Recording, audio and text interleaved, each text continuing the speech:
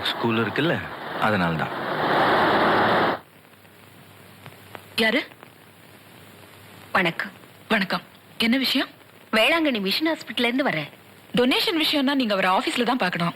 இல்ல பண விஷயமா வரல. சாகர தருவாயில இருக்கிற ஒரு பொண்ணு உங்களை பார்க்க விரும்புறா.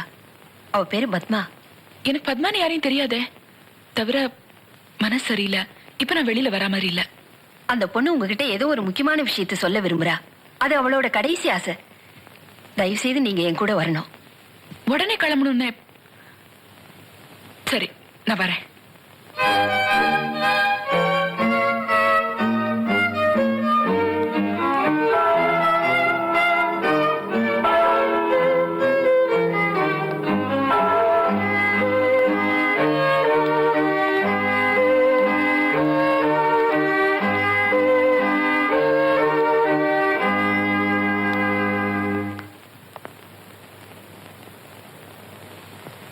பத்மா, பத்மா,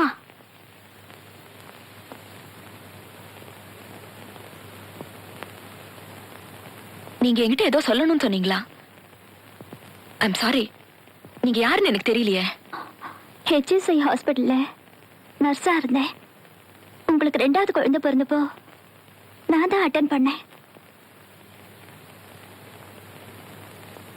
ரொம்ப நாளாச்சு. உங்களுக்கு மறந்துருக்கோம். ஆனா உங்களை என்னால மறக்க முடியல. நீங்க என்ன சொல்ல வரீங்க? ஊட்டியில உங்க மக பிரியாவுக்கு உடம்பு சரியில்லாம போச்சே. அப்ப அவளுக்கு நான் தான் ஃபர்ஸ்ட் எய்ட் பண்ணேன். இப்பவாவது என் அடையாளம் தெரியுதா? ஆமா, இப்பதான் ஞாபகம் வருது. I'm sorry. அன்னைக்கு உங்களுக்கு நன்றி கூட சொல்லாம அவசரத்துல கிளம்பி வந்துட்டோம். அம்மா, உங்களுக்கு என்னாச்சு? நீங்க என்கிட்ட என்ன சொல்லணும்? உங்க குழந்தை இப்ப எப்படி இருக்கா? ப்ளீஸ் இப்ப அதை ஞாபகப்படுத்தாதீங்க. அவ இறந்துட்டா. அம்மா, அவளுக்கும் நீங்க என்ன இப்ப கூப்பிட்டு அனுப்பிச்சதுக்கும் என்ன சம்மந்தம்? இத்தனை நாள் வரைக்கும் நீங்க யாரு உங்க குழந்தை நினைச்சிட்டு இருக்கீங்களோ அவ உங்க குழந்தை இல்ல. என்ன என்ன சொல்றீங்க? நீங்க சுயநலனோட தான் பேசுறீங்களா? ஒரு நிமிஷம். எனக்கு இதுக்கெல்லாம் நேரம் இல்ல. நான் சொல்றதெல்லாம் உண்மைதான். உங்களுக்கு குழந்தை பிறந்த அன்னைக்கு என்ன நடந்ததுன்னு நான் சொல்றேன்.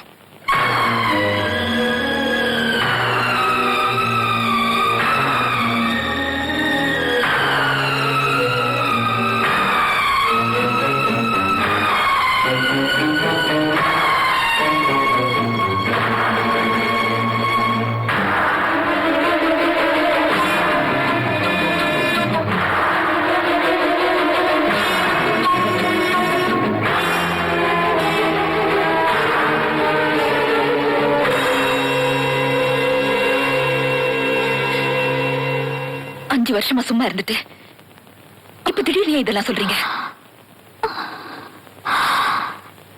இது என்னோட கடைசி வாக்குமூலம் மட்டும் இல்ல. நான் உங்ககிட்ட கேக்குறேன், பாவ மன்னிப்பு. அன்னைக்கு ஊட்டியில உங்க குடும்பத்தோட இன்னொருத்தரும் அவருடைய குழந்தை வந்திருந்தாங்களே. ஊட்டியில உங்க 2 குடும்பத்தையும் ஒன்னா பார்த்த உடனே நான் செஞ்ச பாவம் என்ன துரத்த ஆரம்பிச்சதை நான் தெரிஞ்சுக்கிட்டேன். ஊட்டியிலேருந்து திரும்பி வரப்போ ஒரு கார் ஆக்சிடென்ட்ல என்னோட மொத்த குடும்பமே பலியாயிடுச்சு. எந்த கல்யாணம் நின்று போயிடக்கூடாதுன்னு 5 வருஷமா நான் இந்த உண்மையை மறைச்சு வச்சேனோ அந்த கல்யாணத்துக்கு அர்த்தமே இல்லாம போயிடுச்சு. சிஸ்டர், உங்க வார்த்தையை மதிச்சு தான் நான் இங்க வந்தேன். எனக்கு என்னென்னமோ பேசுறாங்க, அதெல்லாம் நான் நம்ப தயாரா இல்ல. எனக்கு பொறுமை இல்ல சிஸ்டர். அவங்க சொல்றதெல்லாம் உண்மைதாம்மா. அவங்க உங்ககிட்ட கொடுக்கறதுக்காக எங்களை பாதுகாப்பா வச்சுக்க சொன்ன 2 ஃபைல் தான். இந்தாங்க. நோ, நான் வாங்கிக்க மாட்டேன். எனக்கு எதுவும் வேண்டாம். மிஸ்ஸஸ் சுமா, நீங்க ரொம்ப குழம்பி போயிருக்கீங்க. இதை எப்ப படிக்கணும்னு நான் வற்புறுத்தல. வீட்டுக்கு போய் எப்ப படிக்கணும்னு தோணுதோ அப்ப படிங்க ப்ளீஸ். எனக்காக வாங்கிக்கோங்க.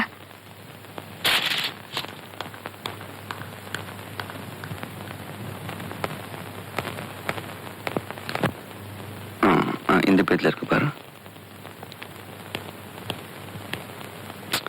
என்ன உமா, அது இவ்வளவு நேரம் எங்க போயிருந்த? தருண், உள்ள போ.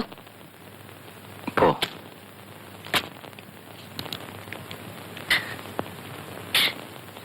நம்மள நிம்மதியா இருக்க விட மாட்டேங்கிறாங்க. என்ன உமா என்ன சொல்ற? நம்மள யாரு? யாரோ ஒரு சிஸ்டர் என்னமோ சொல்லி என்ன ஒரு ஹாஸ்பிடல் கூட்டிட்டு போனாங்க. அங்க போனா பெட்ல ஒருத்தி சாக கிடக்குறா. பிரியா பிறந்த ஹாஸ்பிடல்ல அவன் நர்ஸா இருந்தாளாம். என்னமோ 5 வருஷத்துக்கு முன்னால ஆஸ்பத்திரியில தீ விபத்தான் 2 குழந்தைங்க மாறி போயிடுச்சான். என்ன மாதிரி கதைங்க இது? கொஞ்சம் கூட நம்புற மாதிரியே இல்ல. இந்த ஃபைல்ல ப்ரூஃப் வேற இருக்கான். இதை நான் படிச்சு பார்க்கணுமா? நான் மாட்டேன். உமா என்னமா சொல்ற நீ? பிரியா நம்ம குழந்தை இல்லையா? நம்ம குழந்தை வேற எங்க வளருதான். எனக்கு யார் அப்படி சொல்ல? அவளை 5 வருஷம் வளர்த்திருக்கேன். என் உயிர் மாதிரி வளர்த்திருக்கேன். சொல்லுங்க, பிரியா நம்ம குழந்தை இல்ல? அவ இல்லாம இந்த வீடே இருந்திருக்கு. இப்ப திடீர்னு யாரோ ஒருத்தி வந்து அவ என் குழந்தை இல்லைன்னு சொல்ல எப்படிங்க? எப்படி?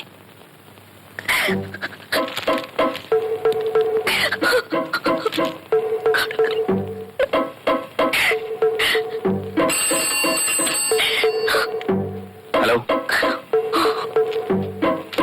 சொல்லுங்க. ஓ,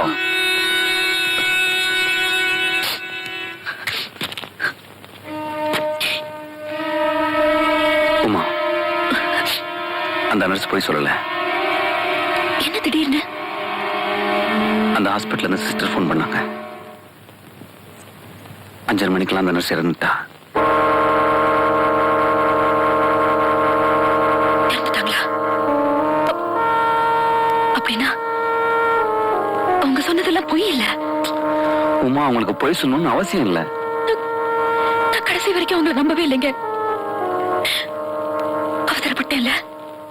நான் எங்க இப்படி எல்லாம் செஞ்சேன்? உமா பரவாயில்ல உமா, உன் மனசு நிறைய பிரியா இருக்கா. அதனாலதான் அவங்க சொல்லும்போது நீ நம்பல. உன் நிலைமையில் நான் இருந்தாலும் அதே தான் செஞ்சிருப்பேன். அப்போ பிரியா நம்ம குழந்தை இல்லையா? இந்த ஃபைல்ஸ் வச்சு பார்க்கும்போது பிரியா நம்ம குழந்தை இல்லை. அரவிந்த் காயத்ரின்னு யாரோ. அரவிந்த், அந்த நர்ஸ் சொன்னாங்க 2 குடும்பத்தையும் ஊட்டியில ஒன்னா பார்த்தேன்னு. அரவிந்த் தான். சரண்யா, சரண்யா நம்ம பொண்ணு. நம்ம குழந்தைய தாங்க நம்ம தத்திக்கிட்டு இருக்கோம். நம்ம பொண்ணு எங்கேயோ வளர்ந்துக்கிட்டு நம்ம குழந்தை நம்ம கூட தான் இருக்கணும். எனக்கு சரண்யாவை பார்க்கணும். உடனே பார்க்கணுங்க.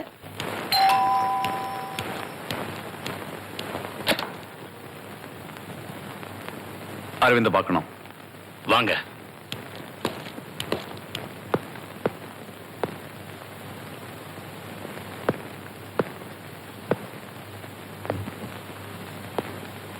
வாங்க.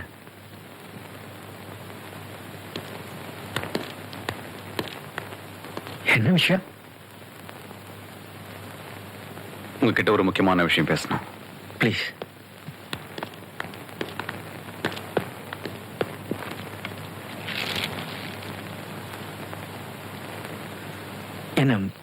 என்ன விஷயம் சொல்லுங்க. 1987 மார்ச் 25 HSI ஹாஸ்பிட்டல் என் குழந்தை பிறந்தா. அதே நாளில் தான் உன் குழந்தை பிறந்துச்சு. அன்னைக்கு அந்த ஹாஸ்பிட்டலில் ஒரு தீ விபத்து நடந்துச்சு. அது உங்களுக்கு தெரியுமா? தெரியாது. அதுக்கு என்னப்போ? அந்த விபத்துல நம்ம 2 பேர் குழந்தைங்களும் மாறி போச்சு. Get out. Aravind please. Just leave. Aravind ஆத்திரப்படாத. நம்ம குழந்தைங்க மாறி போச்சுன்றத ஆதாரத்தோட என்னால் நிரூபிக்க முடியும். என்ன இத பாரு, உன் குழந்தை இழந்த துக்கம் உனக்கும் உன் மனைவிக்கு இருக்கும் என்னால் புரிஞ்சுக்க முடியுது. அதுக்காக ஏன் குழந்தை உன் குழந்தைன்னு சொல்லிட்டு இங்க வராத. அன்னைக்கு என் குழந்தைய தத்து கேட்ட கொடுக்க முடியாதுன்னு சொன்ன உடனே இது என்ன புதுக்கதை? உன் பணபலத்தை வச்சுக்கிட்டு நீ எந்த ஆதாரத்தை வேணா விலைக்கு வாங்க முடியும். ஆனா என் கிட்ட இருந்து என் குழந்தை நீ விலைக்கு வாங்க முடியாது. அரவிந்த், சாட்சியை விடணும்னா என்னால விலை கொடுத்து வாங்க முடியும். ஆனா சரண்யாவோட ரத்தம் அதை விலை கொடுத்து வாங்க முடியாது. ஓ ரத்தத்தையும் என் ரத்தத்தையும் டெஸ்ட் பண்ணுவோம். உண்மை தெரிஞ்சிடும். Blood test? என்ன என்ன பேசுறீங்க? என்ன ஆச்சு உங்களுக்கு? அரவிந்த், நான் சொல்றது கொஞ்சம் கேளுங்க. பிரியா உயிரோட இருந்த வரைக்கும் அவளை நான் என் சொந்த குழந்தையாத்தான் நினைச்சு வளர்த்தேன். இப்ப கூட அப்படித்தான் நினைக்கிறேன். அதே மாதிரி சரண்யா மேல நீங்க உயிரே வச்சிருப்பீங்கன்னு எனக்கு தெரியும். ஆனா சரண்யாவை முதல்ல நான் தொட்டு தூக்குனப்போ எனக்குள்ள என்ன அறியாம ஏதோ ஒண்ணு. அது என்ன, அதுக்கு அர்த்தம் என்னன்னு அப்ப புரியல. இப்ப புரியுது. என்ன, அவ ஏன் குழந்தை, நான் அவளோட தாய். அவ ஏன் குழந்தைன்னு தெரிஞ்சதுக்கு அப்புறம் என்னால அவளை பிரிஞ்சிருக்க முடியாது. ப்ளீஸ் என் குழந்தை என்கிட்ட கொடுத்துருங்க. நீங்க சொல்றது எதையும் கேட்க நான் தயாரா இல்ல. தயவு செஞ்சு புறப்படுங்க. அரவிந்த், என் பலத்தை பத்தி உனக்கு தெரியாது. என் குழந்தை என்கிட்ட தரலன்னா நாம 2 பேரும் கோர்ட்ல சந்திக்க வேண்டி வரும். நீ எங்க வேணா போ. நான் உயிரோட இருக்கிற வரைக்கும் சரண்யாவோட நிழல கூட என்கிட்ட இருந்து பிரிக்க முடியாது. Just get out. அவுட்.